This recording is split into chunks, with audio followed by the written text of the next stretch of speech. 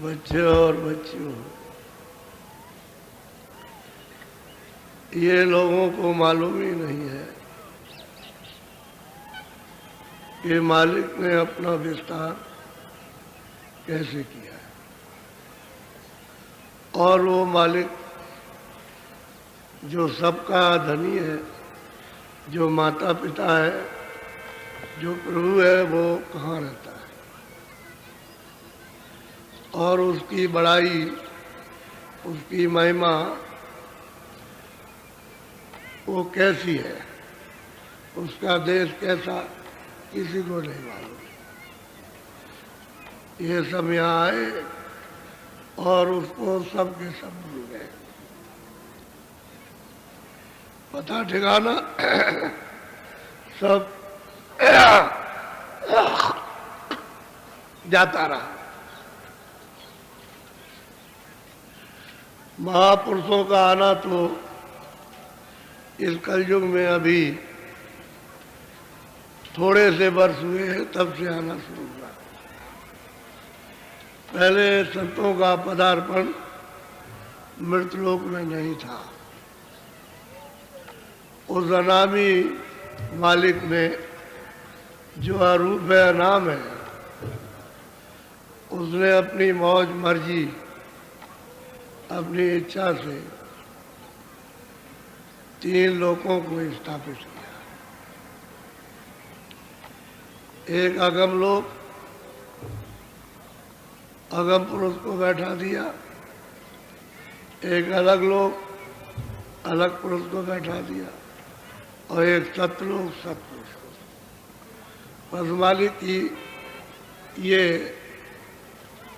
इन तीनों लोकों की, उसकी विस्तार की इच्छा रही और सबको अपने अपने लोक में बैठा दिया। और ये इतने बड़े बड़े लोक हैं कि जिसका कोई वर्णन नहीं कर सकता। तो मालिक का, उस अनाम पुरुष का कितना बड़ा धाम और देश होगा, उसकी कौन महिमा करेगा। बस उसने तो ये स्थापना अपनी मौज मर्जी से एक रस कर दी। अब जो कुछ भी विस्तार बहुत युगों, मुद्दतों, अनंतों युगों के बेशुमार गिनती खत्म होगी, उसके बाद तब ये सतपुरुष की इच्छा हुई, मौज मर्जी हुई। तो सतपुरुष ने सतलोक से ये सब विस्तार किया। ये विस्तार अनामी पुरुष का नहीं है, न अगम पुरुष का है, न अलग पुरुष का। सतपुरुष का विस्तार है। सतलोक से उन्होंने नीचे का विस्तार किया। ये किसी को मालूम ही नहीं है, कोई जानता है नहीं, किसी को पता नहीं। जिन संतों ने आकर के बताया कि तुम्हारा देश, तुम्हारा धाम, तुम्हारा मालिक है, वो तो अभी आए। आप तो पहले की, जब से ये सृष्टि बनी और सतपुरुष ने जिनको भेजा, उनको, ईश्वर को, ब्रह्म को, पार ब्रह्म को, इनको सबको अधिकार दे दिया। इन्होंने जब नीचे का विस्तार किया तो ये इनका विस्तार। सतपुरुष ने तो अपना विस्तार कर दिया और सब साथ सामान मसाला दे दिया कि अपना मिला जुला करके ये बनाओ। मसाला सब दे दिया तो अब उसका कोई विस्तार नहीं। सतपुरुष ने फिर कोई विस्तार नहीं किया। अब तो जिनको नीचे दे दिया उनका विस्तार होगा। तो ये किसी को मालूम ही नहीं है। फिर इन सब लोगों को मसाला दे दिया और इन लोगों ने पूरी भरपूर तपस्या की, उस मालिक को प्रसन्न करने की कोशिश की, अखंड ध्यान उसका किया, तब मालिक खुश हो गया। सतपुरुष सतलोक में जो विराजमान है प्रसन्न हो गए, शब्द हो गए खुश। जितने भी इनके भेजे पुत्र थे, बच्चे थे, उस सब पर खुश हो गए और उन्होंने कहा कि हम तुम्हारी तपस्या से प्रसन्न है, खुश है, तुम क्या चाहते हो मांग लो। तो वरदान मांगा कि हमको जो जहाँ था कि हमको यहाँ का राज दे दिया जाए। उन्होंने कहा हमको यहाँ का राज, उन्होंने कहा हमको यहाँ का 16 पुत्र है, तो उन्होंने मतलब यह है कि राज मांगा। सही सच्ची बात तो यह है कि अब राज किस पर होगा। आकाश बना दिया, सब रचना उसने कर दी, मंडल बना दिए, इनको सबको भेज दिया, स्थानों पर बैठा दिया। अब रचना कैसे होगी? खाली मसाला मिलाकर तो रचना नहीं हो सकती, क्योंकि मसाला तो जितना भी है सब जड़ होगा, कोई चेतन मसाला नहीं होगा। चेतन तो यही बैठे हुए स्थानों पर, बाकी मसाला सब जड़ है। जो भी है तत्व वो सब जड़ है। तब मालिक ने प्रसन्न होकर कहा कि अच्छा हम तुमको देते हैं रचना करने के लिए। तो फिर सुरतों का भंडार 16 पुत्रों को दे दिया गया, जो जितना स्थान पर है सब तकसीम बांट दिया। और सुरते ये सब सतलोक से आए, सब सतपुरुष ने इनको भेजा। और इन लोगों को भी पहले सत्य पुरुष ने भेजा था। सब लोग वही के हैं। ईश्वर का निकास वहीं से, जिसको मुसलमान खुदा कहते हैं, ईसाई घाट कहते हैं, वहीं से निकास हुआ उनका। सतपुरुष ने इनको भेजा। और ब्रह्म को भी भेजा, जिनको मुसलमान रब कहते हैं, उनको भी सतलोक से भेजा। और पार ब्रह्म को भेजा, जिनको मुसलमान कहते हैं अल्लाह, उनको भी वहीं से भेजा। और महाकाल पुरुष को भी वहीं से भेजा, सबको वहीं से भेजा। और ये सुरतों को भी वहीं से दिया गया।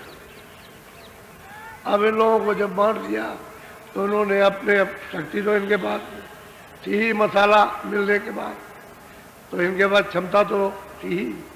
तो इन्होंने फिर अपने अपने मसाले से रचना की। एक को कारण मसाला दिया तो उसने कारण रचना कर दी, दूसरे को सूक्ष्म मसाला दिया तो सूक्ष्म रचना कर दी। फिर उन्होंने मतलब यह है कि लिंग मसाला दिया तो लिंग रचना हो गई, और स्थूल मसाला दिया तो ये स्थूल रचना हो गई। असली बात तो यह है कि किसी को ये मालूम ही नहीं है कि ये विस्तार कहाँ से कैसे हुआ, किसी को पता। जब सुरतों को सतपुरुष ने शुरू में इनको बख्शीश में, दान में खुशी से दिया, जिसको खैरात कहते हैं, कि खुशी से दे दिया, उस समय तो आपका रास्ता खुला था। इन्होंने यहाँ आकर के इनको जिस मसाले में रखा, उसमें उसकी उम्र 1 लाख बरस। इस मसाले में ये मसाला जड़ इसमें रखा तो 1 लाख बरस। एक इसी आदमी की 1 लाख बरस की उम्र होती थी। ये तो तुम्हारे शास्त्रों में उसका प्रमाण मिलता है, सीधा सीधा कि हमने 10,000 बरस तपस्या की। जो पुराने शास्त्र लिखे चले आ रहे हैं, उन्हीं में लिखा हुआ है कि 10,000 और 20,000, यानी मतलब ये है कि हमने तपस्या की। तो कुछ छोटे में, कुछ बुढ़ापे में समय लगेगा, कुछ जवानी में लगेगा। तो इतना तो उन्होंने तपस्या में लगा दिया। फिर वो तपस्या तो बचपन काल में होगी, तो तपस्या में लगा। तो उससे ये प्रमाण मिलता है कि लाख वर्ष की उम्र इनको दी गई थी। जब इनको दी गई, यहाँ ले आए और ले आकर के इस मसाले में उन्होंने बैठाया दरवाजे पर, तो रास्ता खुला था आदि से अंत तक, यहाँ से लेकर के और शुरू तक रास्ता खुला था। कोई किसी जगह का पट नहीं था कि पर्दा लगा हो तो कोई छुप जाए, कुछ नहीं। जब ये सुरतें गर्भाधान में ये भेजी गई इस मसाले में, इस पिंड में, इस शरीर में, इस जिस्म में, तो जैसे ही गर्भाधान में आई और पिंड अंदर में तैयार हुआ और जैसे ही तुरंत को उसमें बैठाया, बात मतलब यह है कि गर्भाधान में ही उसकी आंख खुली थी, कान खुले थे, नाक खुले थे, अंदर से ही वो सब देखती थी, सुनती थी। कोई किसी तरह की, क्योंकि पर्दा नहीं था, पर्दा होता तब तो अंधेरे में पर्दा कुछ नहीं था, बस उसको देख रही है और सुन रही है, तो उसे गर्भाधान में कोई तकलीफ ही नहीं थी। तकलीफ तो जब हो, पीड़ा तो जब हो जब अंधकार हो, अंधकार था नहीं वहाँ, शब्द आ रहा था और प्रकाश था ही वहाँ पर। और जैसे ही बच्चा 9 महीने का बाहर आया, तो ये तुम रोज रामायण पढ़ते हो, हर घर में रामायण लिखी कि सत्ययुग जोगी सब विज्ञानी। जब ये सुनते आई थी उस समय पर सब जोगी विज्ञानी, सब परम पद के अधिकारी थे। तुम्हारी रामायण में लिखा, रोज गाना गाते हो उसी का, और उसको समझते ही नहीं, क्योंकि रामायण का तो किसी को बोध है नहीं, और रामायण पढ़ते रहते हो। उसी में लिखा, ये कहीं नहीं लिखा है कोई बाकी था। एक तरफ से नर नारी सब जोगी विज्ञानी थे और सब परम पद के अधिकारी, सब कृतार्थ थे, और समय अपना पूरा किया, लाख बरस पर सीधे गए उस सत्य देश में, सत्य सतपुरुष के पास, उस सागर में वापस लौट गए। वहीं से भेजा गया था, वहीं चले गया, क्योंकि रास्ता तो वही लाए थे, तो इन्होंने ऐसे 1 लाख बरस आपने पूरा किया, चले गए। फिर दूसरे आए, उन्होंने 1 लाख बरस वो भी गए, और तीसरे आए 1 लाख बरस पूरा किया, वो भी चले गए। इस तरह से अनगिनत खेपे चली गई, वापस लौट गई यहाँ से। तब ये देखा कि तो सब चले जा रहे हैं, और जब चले जाएंगे तो रचना किस पर होगी, फिर हमको तपस्या करनी पड़ेगी। तब फिर उन्होंने फिर अपनी शक्तियाँ ऊपर से भेजी कि जाओ तुम वहाँ पर तुम ले आए और तपस्या कराए, बस ये है। और तब कराया, और 20 साल का प्रमाण, उससे भी ज्यादा प्रमाण है कि तपस्या कराई उन्होंने। और जब तपस्या कराई तो उनको वाणी सुनाई, उसी को कहते हैं वेद वाणी, कि जो हम बोले वो लिखते जाओ। तो समाधि जब लगाई थी तो जो बोलते गए, वो समाधि में जो उनको सुनाई दिया वो लिखते चले। तो बात ही ऐसी वहाँ की, उनकी बात ही ऐसी कि वो भाषा समझ में नहीं आती, तो उस समय पर उसी भाषा का प्रचलन था, उसी को आप संस्कृत भाषा, एक संस्कृत सरल भाषा, और एक मतलब ये बहुत ही मतलब है अति कठिन। ऐसे ही फारसी और अरबी उससे भी कठिन, बहुत मुश्किल। तो भाषा थी उसी भाषा में, क्योंकि चारों वेद लिखे गए। वही है आपका आज विधान, आज का विधान वही है। आप जब लिख दिया तो वो लोगों को सुना दिया कि भाई विधान मृतलोक में बन गया, और मृतलोक में अब इसका सब लोग पालन करेंगे, सबको अधिकार दिया जाता। तो बस सबको सुनाया कि भाई विधान बन गया, विधान बन गया, और वो सब संस्कृत में था, उसी भाषा में, तो सारे देश में जन जन में प्रचार हो गया। और उस समय पर सबको अधिकार दे दिया, तो कोई तो अच्छा ना था, ना बुरा था, ना पाप था, ना पुण्य था। उस समय जब तक ये हड्डी रहेगी, ये हड्डी, तब तक इसमें प्राण रहेंगे, ये उस समय का था। तो इसके माने कि हड्डी में प्राण थे, तो हड्डी तो बहुत समय तक रहेगी, तब तक प्राण रहते, इसलिए लाख बरस क्यों रहते, उम्र थी। उसे सत्य को हजम करने के लिए इतनी लंबी उम्र न रखे, तो ये फौरन वापस जाए, यहाँ वो नहीं रह सकता।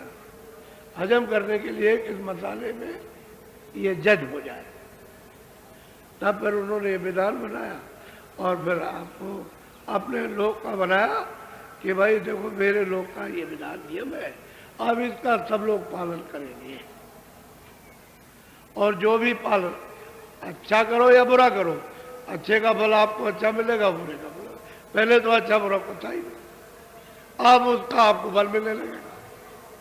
तो वो फल तो अब मिलेगा नहीं जो आपको पहले मिलता। जब अच्छा बुरा नहीं था तो आनंद ही आनंद था, सुखी सुख था, ज्ञानी ज्ञान था, तब तो आप आते जाते थे। अब रुकावट होगी। अब पुण्य करोगे तो पर्दा पड़ेगा, रुकावट होगी, और पाप करोगे तो पर्दा पड़ेगा, रुकावट हो जाएगी। बस ये रहा, यहां से आपकी रुकावट घेराघारी की है। तो लोगों ने जोर दिया पुण्य करो, पुण्य पुण्य करो, पुण्य करो, पुण्य करो, ज्यादा तक इस पर रहा जोर। और जो रहा तो पुण्य करते रहे तो पर्दा पड़ता रहा पुण्य का। तो वो पर्दा आपको यानी मनुष्य शरीर में भोगना है, उसको भोग के लिए यहाँ पर जन्म लेना। फिर जब ऐसा ही हुआ तो फिर कोई लोग ऐसा मुझे काम मतलब ये है कि अशुभ भी करने लगे, वो भी पर्दा लगा। तो दोनों का अधिकार पाप पर रुकावट इस बात की हो गई। बस अब सूरतें जब गंदगी जमा हो गई तो सूरतें रुके, पर्दा पड़ गया तो दीवार लग गई, घेरा पड़ गया, अंधेरा हो गया उसका बिल्कुल एकदम। पहले तो अंधेरा था ही नहीं, जब गर्मी में ही उसको प्रकाश था, और उसको मतलब ये है कि आवाज थी घर में खूब अच्छी तरह से, जैसे मनुष्य शरीर में सुनते हैं तो घर में सुनते थे, ऐसे ही देखते थे। तो कहते उस समय था, तो अब वो पर्दा पड़ गया, वो मतलब कोट हो गया। अब इस अंधेरे में रहो तो फिर रास्ता भूल गया कि मैं इधर से जाऊं किधर से जाऊं, कौन सा रास्ता, किस रास्ते से आया हूं, किस रास्ते जाऊं, बस अब इतने भूल गए कि अब मानने को तैयार नहीं। अब अंधेरे अंधेरा, आंख बंद करो तो अंधेरा। और अगर तुम्हारा वो पर्दा साफ हो जाए गंदगी का तो आंख बंद करो या खोले रहो उजाला, आंख खोले रहो तो उजाला, और आंख बंद करो तो उजाला। तो प्रकार, क्योंकि फिर गंदगी नहीं जमा, गंदगी हट गई इसलिए उजाला, इसलिए मतलब है कि आपको मतलब ये आवाज वो वेदवाणी आगे 24 घंटे आती है, एक क्षण भी बंद नहीं होती। अब पर्दा उतर जाए तब, और पर्दा ना उतर तो सबको अधिकार दिया, ऐसा नहीं, पर्दा हटाने का अधिकार सबको दिया कि अपना अपना पर्दा हटा लो। रोका टोकी नहीं है कि आप नहीं कर सकते, ये रोका टोकी तो आपकी व्यवस्था की है, फिर आपने अपना विस्तार किया। जब आपको अधिकार दे दिया तो आप अपना, पहले तो लोग नहीं समझते थे मेरा ये मेरा, कह लगे किसी का नहीं, हम लोग प्रेम प्यार से रहते हैं, एक दूसरे के काम आते हैं और वापिस गए। तब तो ये प्रेम की नगरी थी, साथियों की नगरी थी, प्रेम की नगरी थी, और मतलब दया की नगरी थी। पहले सब कुछ नहीं था, यानी पशु पंछी भी नहीं थे, मनुष्य ही मनुष्य आए, इन्हीं में श्रुतों को लाया गया। अब मतलब यह है कि जब आपने मतलब इनको बांट दिया, आपको अधिकार दे दिया, तो उसने कहा देखो भाई ये गलती करोगे तो मैं यहाँ रखूंगा, ये गलती करोगे तो मैं यहाँ रखूंगा, ये गलती करोगे तो मैं इस कर्म की तुमको सजा दूंगा कि ये कर्म मत करना, ये करना। तो अगर आपको सजा, तो आपने सजा वाला नहीं कर्म किया, अच्छा किया तो उसका भी तो भोग तैयार हो गया, पुण्य का भी तो भोग तैयार है, और पाप का तो उसने जेल खाना बनाया। अब हम तो जेल खाना कहते, उन्होंने 4 खाने बनाए, यानी 4 खाने उन्होंने बनाए, अंडज पिंडज उपमा चावल। हम इसको जेल खाना कहते कि इस शरीर से निकाला, उसको बंद कर लिया, अब आप जेल खाने में बंद हो गए, और फिर कब निकलोगे उसका कोई अंतर नहीं।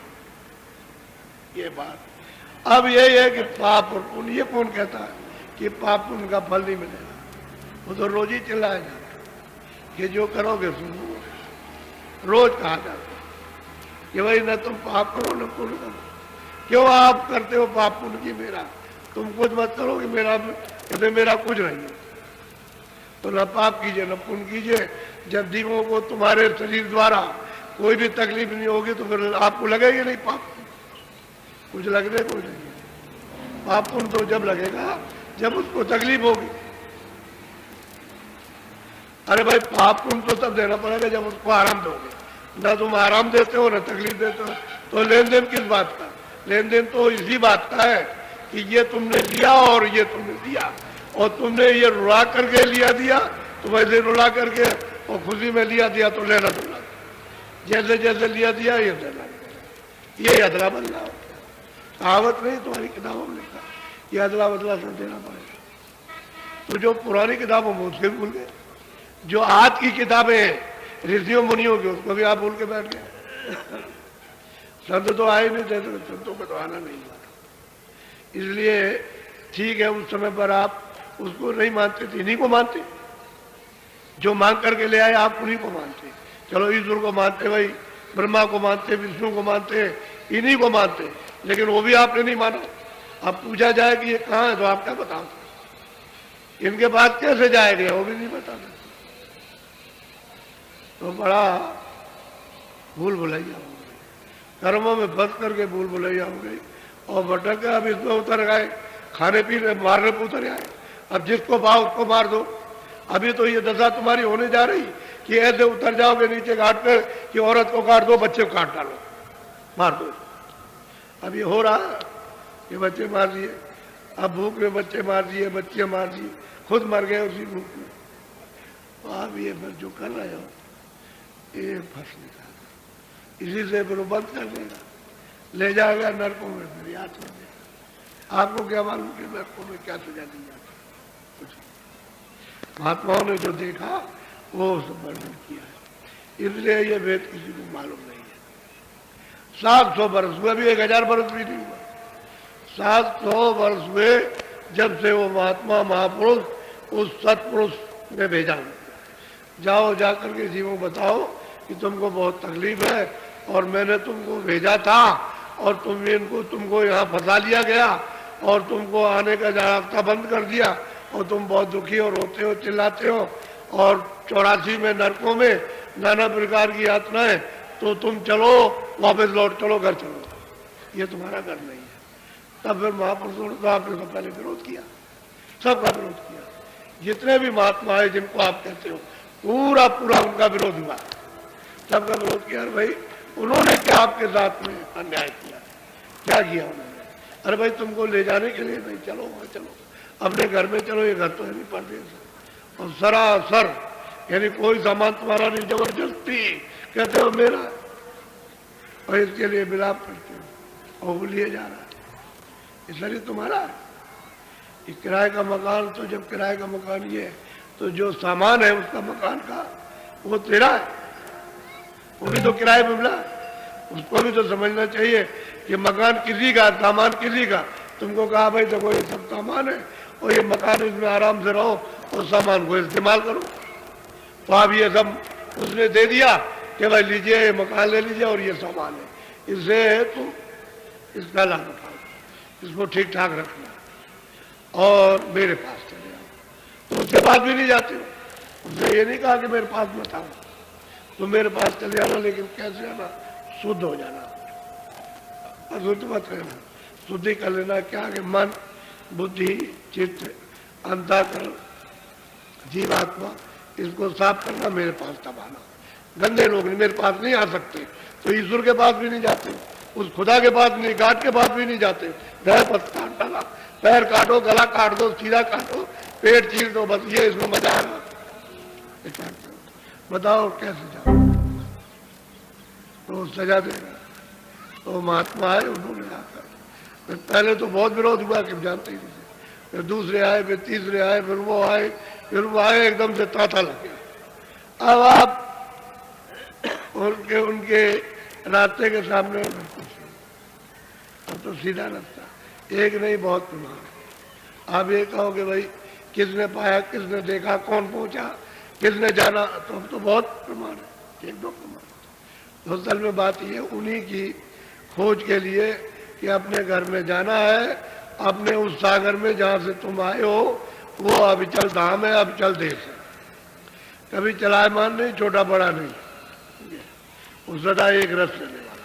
वहाँ काल नहीं, कलेश नहीं, दुख नहीं, सुख नहीं, पाप नहीं, पुण्य नहीं, जन्म नहीं, मरण नहीं, कोई मतलब ये है कि धन दौलत सोना चांदी ये कुछ कोई झगड़ा नहीं हुआ, वो तो मतलब है वहां उसको सागर को छोड़ करके आए अपने आनंद को, अपने सुख को अब छोड़ करके परदेश में आकर अब यहाँ फंस गए, ढूंढ रहे और कहीं भी नहीं मिल रहा किसी को। अब अंत में अभी दांत निकले जा रहे हैं, अभी फिर चिल्ला पड़ोगे, बस कुछ नहीं, समय पूरा हो गया। अब चलने की तैयारी हो गई कि सुबह जाओ शाम को जाओ। तो ये तो जीवन में कम से कम उनके पास तो जाना चाहिए था जो घर का भेद जानते, तो वो जो ले आया था उसको ही बताते कि देखो ये ले आया मांग करके, तो चलो उसके पास चलो पहले, तो उसी के पास चले जाते।